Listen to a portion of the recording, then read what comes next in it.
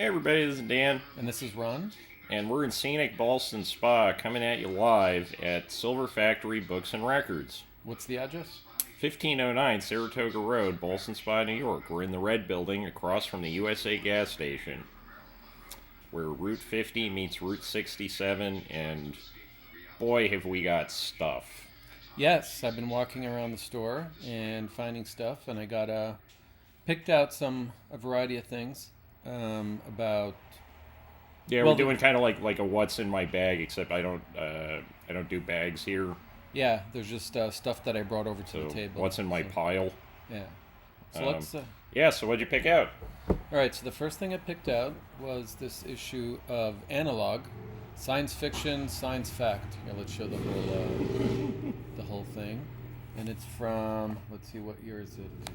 May 1985. Oh, it's more recent than I thought.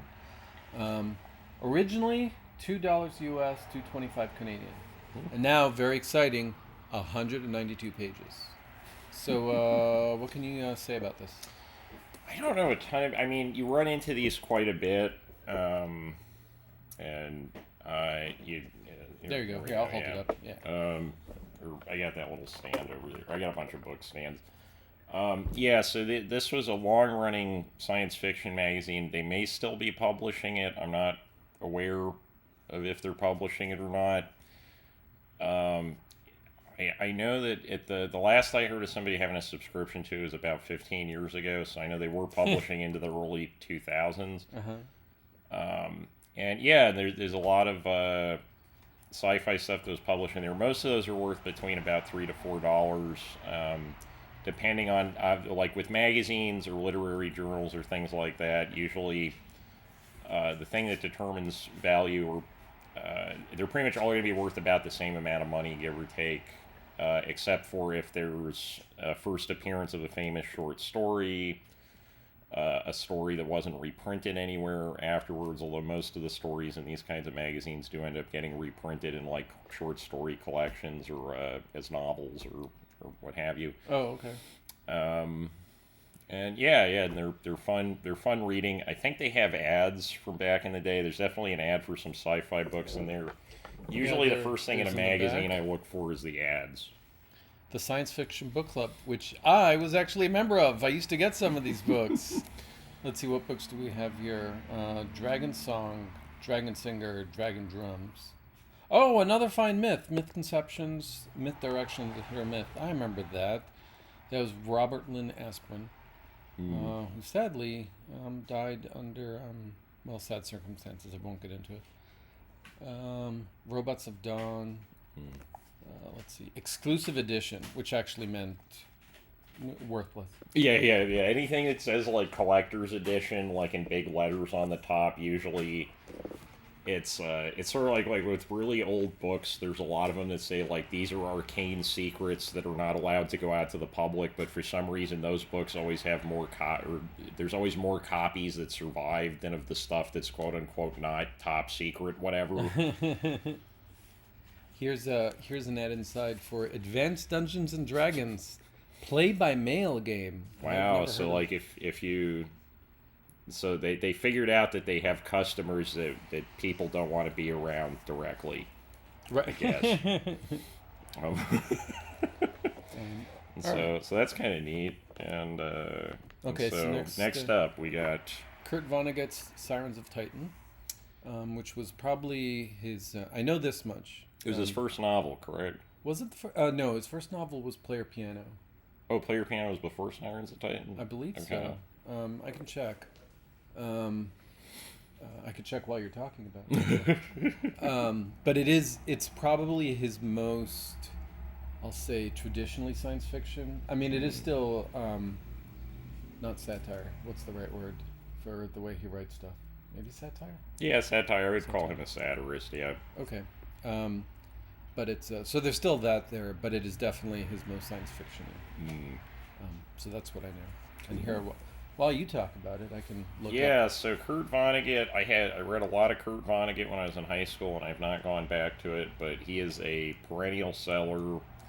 If I didn't have a store, it wouldn't be worth me holding on to these paperbacks. But because what I got on this, $5. Yeah, so.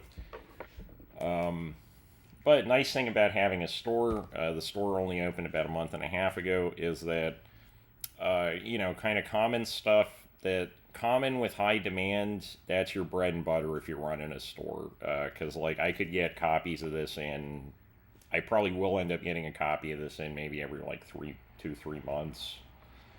I've seen a lot of copies of this book. First editions are pretty hard to come by of pretty much any of the like pre-1980 Vonnegut books. Okay. Or at least I don't run it. The only one I ever ran across was a first edition paperback of Slaughterhouse 5, but that's only worth like $10. But the hardcover, if it has a dust jacket, that's worth some money. Okay. But yeah, people want to read this stuff, and that's probably my favorite book section in the store is the classic section, because I know people are buying them to read them. Yeah. If I hadn't already read it, I have every Kurt Vonnegut book. I've read every Kurt Vonnegut. Yeah, and book. you have that like advanced copy of Dead-Eye Dick, I think it was. Is that what it was? I can't. Even Yeah, I gave you the one that it so sometimes right. in paper no, that was a first edition. Yeah, because if it's an advance, it's by definition it's a first edition. Okay. Well, okay, so some advanced books. So I guess there's a few different kinds of. Do you know the 3 kinds of advanced books, Ron? No, Dan, I don't know the 3 kinds of advanced books. What are they? Okay, so there's review copies, which are identical to a standard first edition, generally speaking, and they're just going to have a letter from the publisher slipped in the front page that says, hey, we came out with this book, here's some facts about it, go review it, Richard Brody, or whoever it is. And so those are the letter, because the letter could be stuck in any first edition of it. Most of the value is in the letter, not the although, I mean, the book itself, if it is just a valuable first edition, that just adds to it. And sometimes those will be the most valuable because it's still the book in its first finished state, which is what collectors are looking for, right? That's like like first pressings of records. The closer you get to when the thing originally came out, the more likelihood the person who made it was actually supervising the production of it, and that's the rationale I've always kind of understood for the desire for first prints and first pressings. Oh, okay. The other one is a galley proof, which for like very long books or books where they want to get advanced hype, they'll send out essentially an unfinished version of the book. So it hasn't been copy edited. Maybe it's mostly done, but there might be small to sometimes very significant changes between a galley proof sent out for review and the thing that eventually ends up in bookstores. And then I guess the third one would just be like let's see, there are 3 kinds of advanced books. Those are the 2 you see the most. The third one would be just like a manuscript, basically, just like the person sending around, and that it's very, very rare to come across like a typewritten manuscript of a book. Okay. It happens. I've never done it. The guy I learned from, he found one of those from Herman Melville. Anyway, so all right. So next up, let's do another book. Oh, by the way, I checked. That is his Sirens to Titan is his second novel. Oh, Player Piano was first? Yeah, Player Piano was first. And Player Piano takes place in upstate New York. Yeah, Vonnegut's an upstate New York guy, and so that definitely, if you own a bookstore, knowing the region that you're in is extremely important. And like whatever kind of like literary celebrities were in here. So like Joseph Campbell, the guy who did the The Myth with 1,000 Faces or something, or The Hero with 1,000 Faces. He taught at Sarah Lawrence College, which isn't super far from here. It's probably like a 2-hour drive. And so Joseph Campbell's stuff usually moves really quickly here, whereas like if I was in Boston, it probably wouldn't move. Oh, okay. Or I mean, it would move eventually because people want that book because it was a huge influence on Star Wars, but that's where the whole like hero's journey concept comes from. The hero. Oh, right. Yeah. I forget what is this.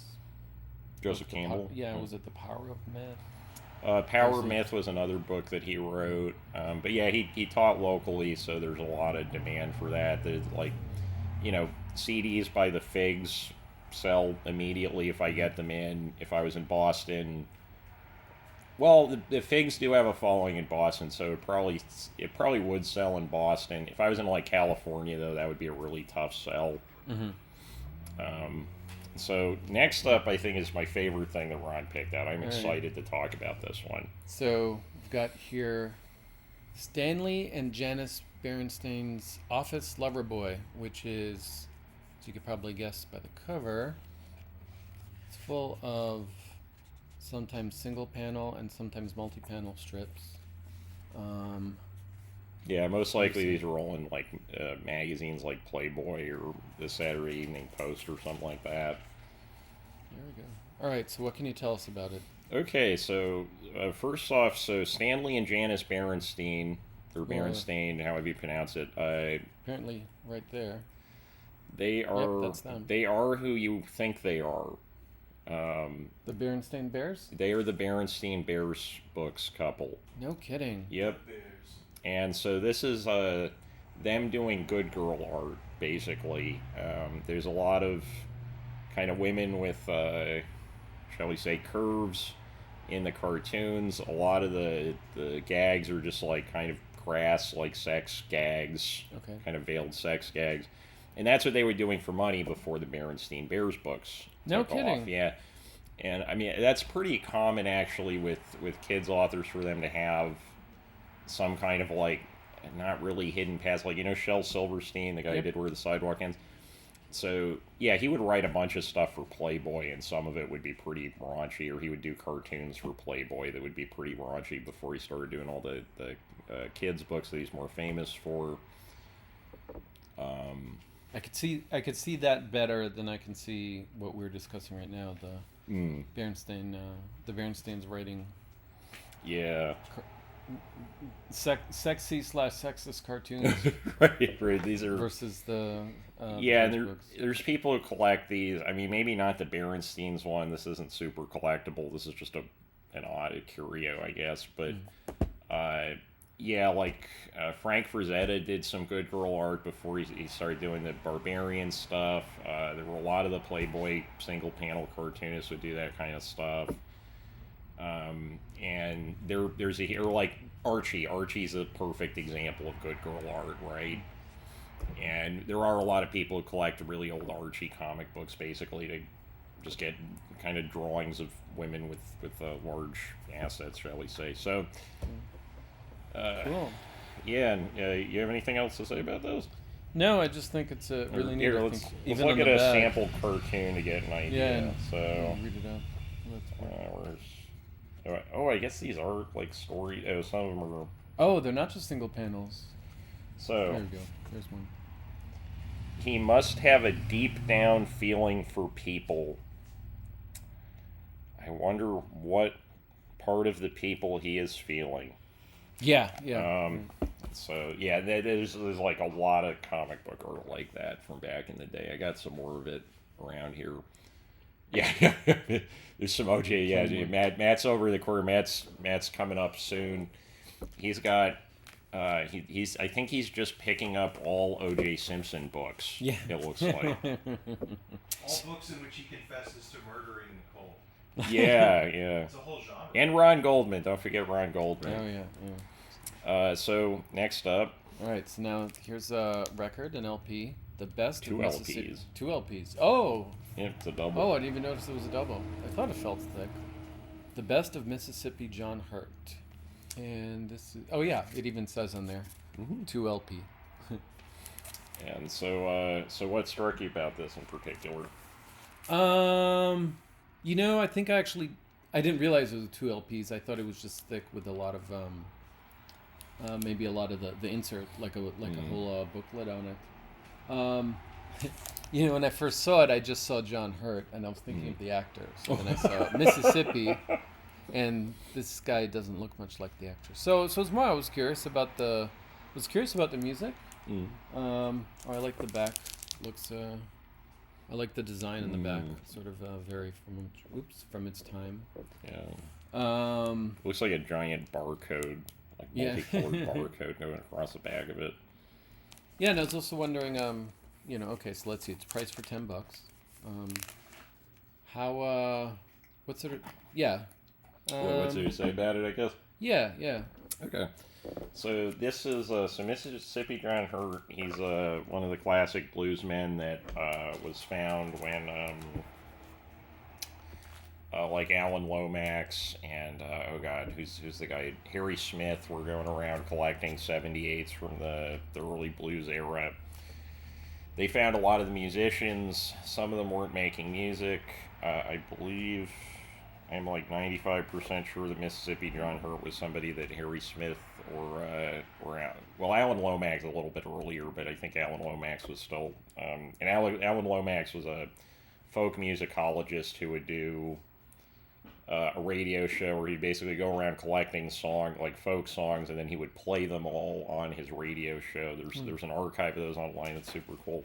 So this is on Vanguard. Vanguard would put out a lot of these 2-disc compilations. There's one for Buffy St. Marie and quite a few other people. They all have that barcode pattern we were commenting on the back. Oh, okay. Usually same typeface, same kind of like 4-square track listing, which is a little unusual. This should have a gatefold. And yeah, we got a gatefold. What's a gatefold? So a gatefold is just when the cardboard on the record opens up and you have kind of a centerfold in the middle. Okay. And so that's pretty common. It's kind of neat. You get if you want to put a picture of Mississippi John Hurt on your wall, this is probably the easiest way to do that. I've always wanted to You've put always a wanted picture of John Hurt on my wall. Well, today's your lucky day, and I think it speaks to how a lot of these were. So when records were being sold in more bulk than they are now, they were not. People would buy them for the music, but they would also use them as decorative pieces. People still use them as decorative pieces, and there's a lot of care that goes into the packaging and the artwork and the graphic design, just because it's such a giant space to put it in. Yeah. Versus like a CD or something. So yeah, this is a good record. Okay. Cool. Is there a booklet in there? There may have been a booklet. So booklets aren't super common with vinyl records. Usually, if there was something like a booklet, it would be printed just in the gatefold area in the middle. Okay. And sometimes those will get like reprinted as small booklets and CD reissues. Right. Well, I should say, I'll be in full confession. I don't actually have a record player. But, we have record players. I have record players in stock right now. I almost had a huge record. I owned maybe 5 records back in the day. My dad had a huge record collection, but I think my sister ended up with it. But she was more into LPs. I was into listening to the music and stuff. But Ron was a hipster, so he was already past LPs and he was into cassettes. Yes. You had some Dead Kennedy cassettes, if I remember. I did have some cassettes. I had the Dead Kennedys one was actually a small 7-inch record. Oh shit, that's probably worth quite a bit of money now, but yeah, it's probably long gone. it's probably in a store like this somewhere. Yeah. I hope so. Hopefully. So last but not least, this is Superman, Adventures Superman with Steve Reeves. Is it George Reeves? George Reeves. I'm sorry, not Steve Reeves. And let's see, 26 episodes. I think this is season 1. Yeah, season 1. And from the early special features. No, this is from the late 50s, if I remember correctly. Late 50s, early 60s. 52. That's really that's one of the first television shows pretty much ever. The first ever sitcom that aired on television was in 1950. So, so that's really early television. Certainly the first superhero television program ever. Okay. And so what drew you to it? Well, I used to read Superman comics, of course. I remember how excited I was when Superman, the movie, came out. I remember seeing it in the theater. I remember seeing the big billboard above the theater. This is when I lived in Israel. Let's see. And actually, I remember there was some station when I was in probably middle school that showed Reruns of this? So it showed reruns of this. That was one of the things that it showed. Also, of all these things, it's $18. Oops, it's the most it's the priciest thing that I picked out. Well, it's $18 because it's never been opened. Ah, Yeah, so this has never been opened. okay, It's so got you the can hype see- sticker. Or is that a hype sticker, or is that just printed on the front? Oh, I guess that It's is just printed on the yeah. front. So there's the printed thing. Oops. But yeah, that's sealed new old The two stock. itself. If it was opened, it would probably be like $8. Okay. Yeah. Why even $8 for is that $8 because so with TV DVDs, there's a few things you're looking out for in terms of like if you're trying to resell them, basically, like otherwise just like find the TV shows you want to watch and just get them. So the thing being sealed, there's not a huge premium on stuff being sealed with DVDs, although it does give you some kind of reassurance, like, okay, the discs are going to be in good shape, whatever kind of inserts or things that came with it, they're going to be there. Early TV is always going to be worth more than later TV. The further you get, basically, from the point where DVDs were being mass manufactured, the more likely the TV show is worth something. So for example, like Arrested Development came out. That was 2003, 2006, I believe, was the original run of Arrested Development. So that was the peak of DVD consumption, probably in the United States. And so Arrested Development, which honestly I would argue is probably a better show than The Adventures of Superman. Those DVDs you're talking like $2-3 a piece, if that. $1 if they're damaged. Just because they're so because people bought a lot of DVDs. Whereas, say I got in a complete set of Gilligan's Island a while ago, and that's 3 sets. That's like $25. Okay. Because there just wouldn't have been the same hype train about it, right? There aren't advertisements running everywhere all the time for Gilligan's Island in like 2003. So yeah, you can put that down. Oh, okay. I don't know if Cool. you like. Well, thanks, Dan. Yeah, so this that's was really fun. So I learned a lot. All right. So we're at 1509 Saratoga Road, Bolson Spa, New York, across from the USA gas station. There's tons more where that came from. We got hi-fi equipment, as you can see behind me. We got Role-playing games? few board games. Yeah, we got BFF and the Powerpuff Girls over there. Nothing too exciting with the board games, if I'm being completely honest. But there's a lot of neat stuff in here. And we're open Tuesday to Sunday. All right. Well, and this has been an Anomaly. This has been this is a nominee sells out. So that's what we're calling this episode. That sounds good. Well, you have been. Who have you been? I've been wrong. No, Ron. No, you were right this time. No, you're Ron. Yeah, I'm Ron. You're Yeah. Ron. Good. All right. Take care, everyone. All right, later.